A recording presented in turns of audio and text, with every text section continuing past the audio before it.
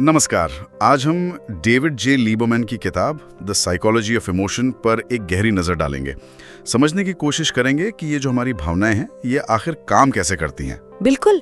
और हमारा मकसद सिर्फ समझना नहीं है, बल्कि ये देखना है कि ये जो रोज के एहसास हैं, कभी खुशी, कभी गुस्सा, कभी चिढ़, ये आते कहाँ से हैं, इनका हमारी जिंदगी पर क्या असर होता है। हाँ, और क्या हम इन्हें थोड़ा बेहतर ढंग से संभाल सकते हैं?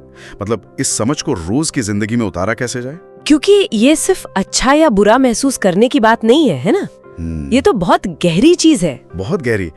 ये चुपके से हमारे फैसले बदल देती हैं, हमारे रिश्ते उन पर असर डालती हैं, हमारी पूरी मानसिक शांति, वो सब इसी पर तो टिकी है।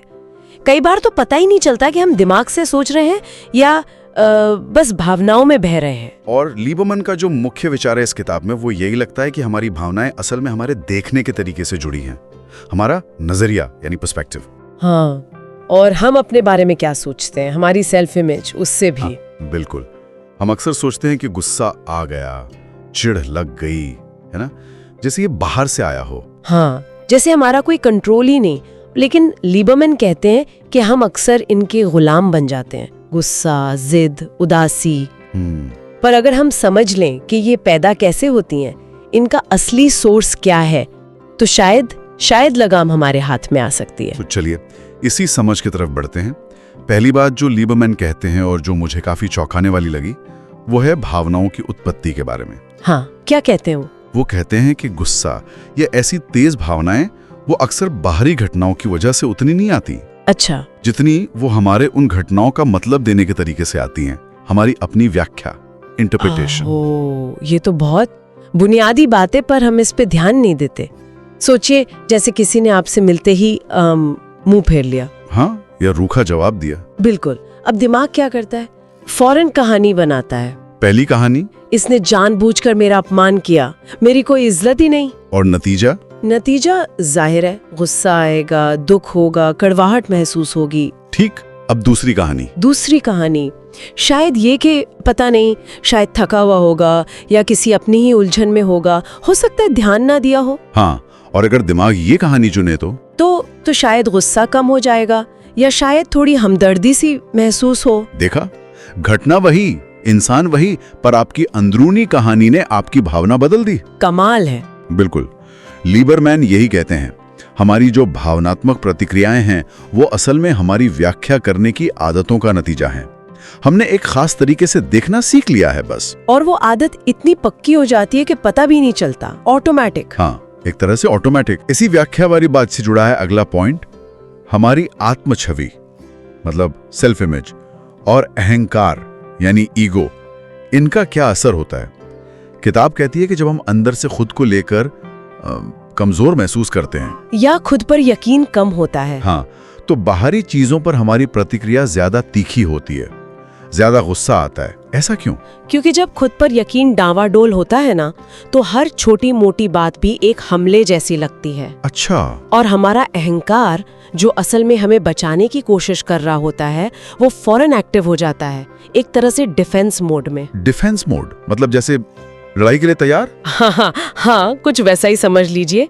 मतलब हम सामने वाले की बात या हालात को समझने की कोशिश छोड़ देते हैं और तुरंत अपना बचाव करने लगते हैं, या बहस करने लगते हैं, या पलटकर जवाब देने लगते हैं। ये सब दिखाता है कि हम अंदर से कितना असुरक्षित महसूस कर रहे हैं। ये डिफेंस मोड वाली बात तो समझ आई, पर अगर किसी को लगता है कि हाँ, मेरी आत्म छवि शायद उतनी मजबूत नहीं है, तो क्या इसे बदला जा सकता है? किताब में कोई रास्ता बताया है? हाँ, और यही तो अच्छी बात है। रास्ता है अपने आत्मसम्मान, मतलब सेल्फ एस्टीम को मजबूत करना, उसे अंदर से पोषण देना। वो कैसे? जब हम अपनी कीमत बाहरी तारीफों या आलोचनाओं पर टिकाना बंद कर देते हैं, जब हम अंदर से ठीक महसूस करते हैं अपनी कमियों और खूबियों के साथ, तो बाहरी बातें हमें उतना हिला नहीं पाती। अच्छा। हम कम रिएक्ट करते हैं, ज्यादा शांति से चीजों को देख पाते हैं। तो हमारी व्याख्या मायने रखती है, हमारी आत्म छवि मायने रखती है। अब बात करते हैं नजरिए की, पर्सपेक्टिव की। इसका क्या रोल है? कहते हैं ना, नजरिया बदलो, नजारे बदल जाएंगे। बिल्कुल। और लीबरमैन इसी नजरिए की ताकत को बहुत अहम मानते हैं भावनाओं को संभालने के लिए। समय, तजुर्बा, समझ, ये सब मिलकर हमें एक बड़ा कैनवास देते हैं चीजों को देखने का। जो बात आज पहाड़ जैसी लग रही है, हो सकता है कल वो राई बराबर भी ना लगे। जैसे ऑफिस में किसी से बहस हो गई या किसी दोस्त ने कुछ कह दिया, उस वक्त लगता है कि बस दुनिया खत्म। हाँ बिल्कुल, ऐसे ही पलों के लिए लिबरमैन एक बहुत अच्छी तकनीक बताते हैं, समय की दूरबीन का इस्तेमाल करना। टाइम पर्सपेक्टिव जिसे कहते हैं। समय की दूरबीन, ये क्या है? जब भी कोई बात आपको बहुत ज्यादा भावनात्मक रूप से परेशान करे, तो एक पल रुकिए और खुद से पूछिए, क्या पूछूं? आज से 5 साल बाद जब मैं इस पल को याद करूंगी तो क्या ये मुझे इतना ही परेशान करेगा? क्या ये तब भी इतना ही बड़ा लगेगा? ओह, 5 साल बाद ये सोचने से क्या होगा? ये सवाल आपको उस पल की तीव्रता से, उसकी गिरफ्त से बाहर निकालता है, आपको थोड़ी दूरी बनाने में मदद करता है, एकदम से नजरिया बड़ा हो जाता है। हाँ, ये सुनने में तो बहुत कारगर लग रहा है, पर क्या उस वक्त गुस्से में या दुख में ये याद भी रहता है कि ऐसा सोचना है? मुश्किल होता है, बिल्कुल होता है, खासकर शुरू में। यही तो अभ्यास की जरूरत है। लीबरमैन कहते हैं कि ये एक तरह की मानसिक मांसपेशी है, मेंटल मसल। हाँ, जिसे बार बार इस्तेमाल करके मजबूत करना पड़ता है। जितनी बार आप ये कोशिश करेंगे, उतनी आसानी से तीव्र भावनाओं के बीच भी आप ये नजरिया अपना पाएंगे। आप बात करते हैं उन पलों की जब लगता है भावनाएं एकदम फट पड़ी हैं, जैसे कोई ज्वालामुखी, भावनात्मक विस्फोट, इमोशनल एक्सप्लोजन्स, खासकर गुस्सा। हाँ, गुस्सा कई बार ऐसी फूटता है। किताब बताती है कि इसके पीछे कई वजह हो सकती हैं। जैसे एक तो होते हैं हमारे व्यक्तिगत ट्रिगर्स, कुछ खास हालात, लोग या बातें जो हमारे अंदर के बटन दबा देते हैं और हम एकदम से भड़क जाते हैं। हर किसी के अलग अलग होते होंगे ट्रिगर्स। बिल्कुल, जैसे किसी के लिए शायद देर से आना ट्रिगर हो, किसी के लिए ऊंची आवाज, किसी के लिए कोई खास शब्द। और क्या वजह हो सकती है? दूसरी वजह हो सकती है लगातार की थकावट, शारीरिक या मानसिक। जब हम थके होते हैं तो हमारी सहन शक्ति कम हो जाती है। सही बात है। या फिर अंदर ही अंदर भावनाओं का जमा होते जाना, दबी हुई भावनाएं, जिसे इमोशनल बिल्डअप कहते हैं।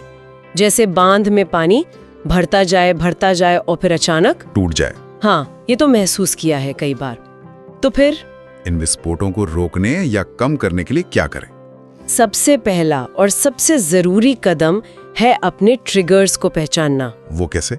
आप चाहें तो डायरी लिख सकते हैं, नोट करें कि कब और किन बातों पर आपको बहुत तेज रिएक्शन महसूस हुआ। बस जागरूकता वो पहला कदम है। ठीक है, पहचान लिया। फिर दूसरा, जब वो तीव्र भावना उठे, गुस्सा, झुंझलाहट, तो तुरंत प्रतिक्रिया देने की जो आदत है उसे तोड़ना। मतलब लीबरमैन जिसे टाइम डिले कहते हैं, समय का अंतराल। बस कुछ सेकंड रुकें। कितने सेकंड? 5 या 10 सेकंड काफी हैं। उस दौरान 1-2 गहरी सांस लें। ये छोटा सा ब्रेक भी दिमाग को ऑटो पायलट मोड से हटाकर सोचने का मौका दे सकता है। और तीसरा, अगर मुमकिन हो तो स्थिति से थोड़ा ब्रेक लें। अगर माहौल बहुत गर्म हो रहा है तो कहें, मुझे बस 1 मिनट चाहिए, और थोड़ी देर के लिए हट जाएं। पानी पिएं, शांत हो। किताब में एक और बहुत जरूरी बात कही गई है, स्वीकारता की, एक्सेप्टेंस। ये मानना कि जिंदगी में बहुत कुछ ऐसा है जो हमारे कंट्रोल में नहीं है। हाँ, और ये सुनने में शायद थोड़ा निराशाजनक लगे शुरू में, पर लीबरमैन कहते हैं कि इसी में शांति छिपी है। शांति कैसे? क्योंकि हम अपनी कितनी सारी मानसिक ऊर्जा उन चीजों से लड़ने में बर्बाद कर देते हैं जिन्हें हम बदल ही नहीं सकते। जैसे मौसम, ट्रैफिक, या सबसे मुश्किल दूसरे लोग, उनका बर्ताव, उनकी सोच। हम उन्हें अपनी मर्जी से नहीं चला सकते, है ना? नहीं, वो तो नहीं चला सकते। तो फिर हमारे हाथ में क्या है? बस हार मान ले? हार मानना नहीं, बल्कि ये समझना कि कंट्रोल कहाँ है और कहाँ नहीं। हम बाहरी हालात या दूसरों को कंट्रोल नहीं कर सकते, ये सच है। हाँ, लेकिन हम उन हालात के प्रति अपनी प्रतिक्रिया को कंट्रोल करने की कोशिश कर सकते हैं, अपने नजरिए को बदल सकते हैं। अच्छा, तो फोकस अपने ऊपर लाना है। बिल्कुल। लीबरमैन कहते हैं कि जिस पल हम ये समझ जाते हैं कि मैं सिर्फ अपनी सोच, अपनी क्रियाओं और अपनी प्रतिक्रियाओं का मालिक हूँ, उसी पल बाहरी दुनिया का बोझ हल्का लगने लगता है। ये एक तरह की आजादी है, पता है? ये सारी बातें, ये विचार सुनने में तो बहुत अच्छे लग रहे हैं, पर इनको अमल में कैसे लाएं? क्या किताब कुछ ऐसी ठोस प्रैक्टिकल तकनीकें भी बताती हैं जिन्हें हम रोज इस्तेमाल कर सकें? हाँ, बिल्कुल। किताब में कई व्यवहारिक तकनीकों का जिक्र है। कुछ खास मैं बताती हूँ। बताइए। एक है दृष्टिकोण परिवर्तन। रीफ्रेमिंग, ये वही व्याख्या बदलने वाली बात है जिसे हमने शुरू में डिस्कस किया था। हाँ, किसी भी नेगेटिव स्थिति को जानबूझकर एक अलग, कम नेगेटिव या न्यूट्रल फ्रेम में देखने की कोशिश करना। उदाहरण? जैसे किसी ने मीटिंग में आपके आइडिया को काट दिया। पहला फ्रेम, ये मुझे पसंद नहीं करती। हाँ, रीफ्रेम, शायद इसके पास कोई और जानकारी थी जो मेरे पास नहीं है, या शायद वो किसी और पहलू पर ध्यान दिलाना चाह रहा था, या शायद उसका आज मूड ही खराब है। अच्छा, मतलब कहानी बदल देना। हाँ, अपने मन की कहानी। दूसरी तकनीक है समय अंतराल, टाइम डिले, जैसे हमने अभी बात की। वो 10 सेकंड रुकने वाला। हाँ, तीव्र भावना उठने पर तुरंत रिएक्ट करने के बजाय 10 सेकंड रुकना, सांस लेना, ये आवेग को मतलब इम्पल्स को कंट्रोल करने में बहुत मदद करता है। ये तो किया जा सकता है। और तीसरा है स्वयं प्रतिबिंब, सेल्फ रिफ्लेक्शन। जब आप शांत हो तो अपनी पिछली भावनात्मक प्रतिक्रियाओं के बारे में सोचें। कैसे? खुद से पूछें, उस दिन मुझे इतना गुस्सा क्यों आया था? उस वक्त मेरे दिमाग में असल में क्या चल रहा था? क्या कोई और तरीका था जिससे मैं रिएक्ट कर सकता था? मतलब अपने पैटर्न को समझना। बिल्कुल, इससे हम सीखते हैं। और वो जो लोग कहते हैं ना, मन की बात कह देनी चाहिए, भड़ास निकाल देनी चाहिए। हाँ, वेंटिंग, उसका क्या? उसे भावनात्मक निबंधन कहते हैं। लीबरमैन मानते हैं कि ये मददगार हो सकता है, पर बहुत सावधानी से। सावधानी से मतलब? किसी भरोसेमंद दोस्त से बात करना या अपनी भावनाएं लिख लेना ठीक है, पर सिर्फ लगातार शिकायत करते रहना या उसी नेगेटिविटी में फंसे रहना, वो उल्टा नुकसान कर सकता है। तो लिमिट में करना चाहिए। हाँ, सोच समझकर और लिमिट में। और एक आखिरी पर बहुत जरूरी तकनीक। क्या है? स्वयं देखभाल। सेल्फ केयर मतलब पार्लर जाना? हाँ, वो भी हो सकता है, पर यहाँ मतलब है बुनियादी चीजों से। पक्की नींद लेना, सही खाना, थोड़ा व्यायाम, आराम करना। अच्छा, बेसिक हेल्थ। हाँ, क्योंकि जब हमारा शरीर थका होता है या उसे जरूरी पोषण नहीं मिलता, तो हमारी भावनात्मक सहन शक्ति भी कम हो जाती है। हम छोटी छोटी बातों पे चिढ़ने लगते हैं, है ना? हाँ, ये तो होता है। चलिए इन तकनीकों को जरा असल जिंदगी में लगाकर देखते हैं। वो ट्रैफिक जाम वाला उदाहरण लेते हैं फिर से। हाँ, वो तो रोज का सिरदर्द है कई लोगों के लिए। आम रिएक्शन, गुस्सा, हॉर्न बजाना, बड़बड़ाना, स्ट्रेस लेवल बढ़ना। अब लीबरमैन के नजरिए से देखें तो पहला कदम पहचानना कि ये मेरे लिए एक ट्रिगर है। सही। दूसरा, स्वीकार करना कि जैम मेरे कंट्रोल में नहीं है, मेरे हॉर्न बजाने से कुछ नहीं होगा। बिल्कुल। अब आप क्या कर सकते हैं? गहरी सांस ले सकता हूँ, शायद कोई अच्छा गाना या पॉडकास्ट लगा लूं। हाँ, या रीफ्रेम कर सकते हैं, चलो 5 मिनट और मिल गए ये गाना पूरा सुनने के लिए, या बेचारे सब लोग मेरी तरह ही फंसे हैं। नजरिया बदलते ही शायद गुस्सा कम हो जाए। बिल्कुल, भावना की तीव्रता कम हो जाती है। और वो दोस्त वाला उदाहरण जिसने मैसेज देखा पर जवाब नहीं दिया, सीन करके छोड़ दिया। हाँ, उसमें तो बहुत बुरा लगता है। आम व्याख्या, जानबूझकर अनदेखा कर रहा है, मेरी कोई वैल्यू ही नहीं। नतीजा, दुख, गुस्सा, रिश्ते में खटास। अब वैकल्पिक व्याख्या, रीफ्रेमिंग। शायद किसी मीटिंग में है, गाड़ी चला रहा होगा, फोन साइलेंट पे होगा, मूड ठीक नहीं होगा, बाद में आराम से जवाब देगा। जैसे ही आप इन संभावनाओं को जगह देते हैं, तो वो जो एकदम पक्का यकीन था कि जानबूझकर किया है, वो थोड़ा कमजोर पड़ जाता है। एग्जैक्टली। आप सीधे नतीजे पर कूदने से बच जाते हैं। तो अगर कोई इन तकनीकों को अपनी जिंदगी में लाना चाहे तो शुरू कैसे करें? कोई बिल्कुल छोटा सा पहला कदम। एक बहुत आसान शुरुआत हो सकती है 5 सेकंड रूल से। 5 सेकंड रूल। हाँ, जब भी कोई तेज नेगेटिव भावना महसूस हो, गुस्सा, निराशा, जलन, तो बस 5 सेकंड रुकें। कुछ ना करें, कुछ ना बोलें, सिर्फ 5 सेकंड। और उन 5 सेकंड में एक गहरी सांस लें और बस खुद से पूछें, क्या कोई और नजरिया हो सकता है स्थिति का? सिर्फ 5 सेकंड। हाँ, ये मुश्किल नहीं लगता, ये किया जा सकता है। और वो 5 साल वाली टेक्निक, उसे आप रोज रात को सोने से पहले आजमा सकते हैं। दिन की किसी ऐसी घटना को याद करें जिसने आपको परेशान किया और पूछें, 5 साल बाद क्या ये वाकई इतनी बड़ी बात लगेगी? ये रोजमर्रा की छोटी मोटी चीजों को सही जगह रखने में मदद करेगा। बिल्कुल। और सबसे अहम बात शायद ये याद रखना है कि ये एक प्रोसेस है, कोई जादू की छड़ी नहीं है। मतलब रातों रात बदलाव नहीं आएगा? नहीं, बिल्कुल नहीं। ये स्किल्स हैं, कौशल हैं, जिन्हें धीरे धीरे अभ्यास से सीखना पड़ता है। छोटी छोटी जीत का जश्न मनाएं। जैसे अगर आप 10 में से एक बार भी अपनी आदत वाली प्रतिक्रिया को रोक पाए या बदल पाए, तो ये बहुत बड़ी बात है। धैर्य रखना बहुत जरूरी है।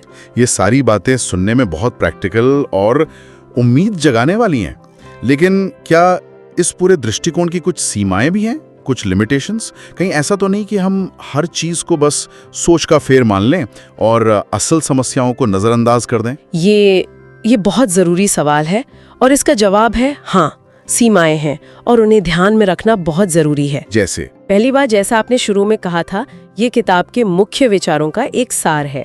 असल जिंदगी और भावनाएं इससे कहीं ज्यादा जटिल, पेचीदा होती हैं।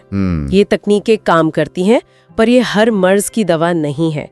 सिर्फ नजरिया बदलने से हर समस्या हल नहीं हो जाती। तो मतलब कुछ मामलों में बात इससे आगे की होगी? निश्चित रूप से। अगर कोई व्यक्ति गहरे भावनात्मक सदमे से गुजरा है या डिप्रेशन, एंजाइटी जैसी मानसिक स्वास्थ्य चुनौतियों से जूझ रहा है, तो सिर्फ ये तकनीकें काफी नहीं होंगी। बिल्कुल नहीं। ऐसी स्थिति में पेशेवर मदद लेना, जैसे किसी थेरेपिस्ट या काउंसलर से मिलना, बहुत जरूरी हो जाता है। ये किताब एक मददगार हो सकती है, पर वो पेशेवर मदद का विकल्प नहीं बन सकती। और क्या ये तकनीकें हर किसी के लिए एक जैसा काम करेंगी? ये भी जरूरी नहीं है। हम सब अलग हैं, हमारा स्वभाव अलग है, हमारी परवरिश, हमारा नर्वस सिस्टम, सब कुछ। तो जो मेरे लिए काम करे जरूरी नहीं वो किसी और के लिए भी करे? क्या ही सब कुछ है। ये जरूरत से ज्यादा सरल बनाना होगा चीजों को। अच्छा। बहुत ज्यादा तनाव, नींद की कमी, हार्मोनल बदलाव, कोई शारीरिक बीमारी, ये सब भी हमारी भावनात्मक स्थिति और प्रतिक्रियाओं पर गहरा असर डाल सकते हैं। तो एक संतुलित नजरिया रखना जरूरी है। तो फिर इन सारी सीखों को हम कैसे देखें? निचोड़ क्या है? इन्हें एक टूल बॉक्स की तरह देखें, औजारों का एक बक्सा। ये कुछ औजार हैं जो हमें अपनी भावनाओं को बेहतर समझने और संभालने में मदद कर सकते हैं। इनका इस्तेमाल हमें सोच समझकर अपनी जरूरत के हिसाब से करना है। ये हमें ज्यादा जागरूक बना सकते हैं, कम रिएक्टिव बना सकते हैं, लेकिन ये कोई जादुई छड़ी नहीं है। तो आज हमने डेविड जे लीबरमैन की किताब द साइकोलॉजी ऑफ इमोशन के जरिए ये समझने की कोशिश की कि भावनाएं कैसे जन्म लेती हैं, हमारी व्याख्या की भूमिका उसमें कितनी बड़ी है, हमारा नजरिया और हमारी आत्म छवि कैसे उन्हें रंग देते हैं, और कैसे कुछ सचेत तकनीकों से, कुछ अभ्यास से हम अपनी भावनात्मक प्रतिक्रियाओं को शायद थोड़ा बेहतर बना सकते हैं। उम्मीद है ये चर्चा सुनने वालों को अपनी भावनाओं की दुनिया को और गहराई से जानने और समझने में थोड़ी मदद करेगी। अगर किसी की इस विषय में रुचि और बड़ी हो तो आप क्या सुझाव देंगे उन्हें? मेरा सुझाव तो यही होगा कि अगर मुमकिन हो तो मूल किताब पढ़ें, पढ़ते हुए अपने नोट्स बनाएं, अपने विचार लिखें, और सबसे जरूरी, इन विचारों को सिर्फ पढ़ें नहीं बल्कि छोटे छोटे तरीकों से अपनी रोजमर्रा की जिंदगी में उतारने की कोशिश करें, क्योंकि ज्ञान जब एक्शन में बदलता है, अमल में आता है, तभी असली फर्क पड़ता है। और जाते जाते हमेशा की तरह सुनने वालों के लिए एक सवाल छोड़ जाते हैं जरूर। इस पूरी बातचीत को ध्यान में रखते हुए क्या कोई ऐसी खास भावनात्मक प्रतिक्रिया या आदत है जिसे आप अपने अंदर बदलना चाहेंगे? कोई ऐसा पैटर्न जिसे आप बदलना चाहें? और अगर जवाब हाँ है, तो उस बदलाव की तरफ पहला, सबसे छोटा, बिल्कुल प्रैक्टिकल कदम क्या हो सकता है? ऐसा कदम जिसे आप अगले 24 घंटों में उठा सकें। इस सवाल पर जरूर सोचिएगा। और इसी विचार के साथ हम आज की ये गहरी पड़ताल यहीं समाप्त करते हैं कि सही समझ और लगातार अभ्यास से हमारी भावनाएं हमारी कमजोरी नहीं बल्कि हमारी सबसे बड़ी ताकत बन सकती हैं।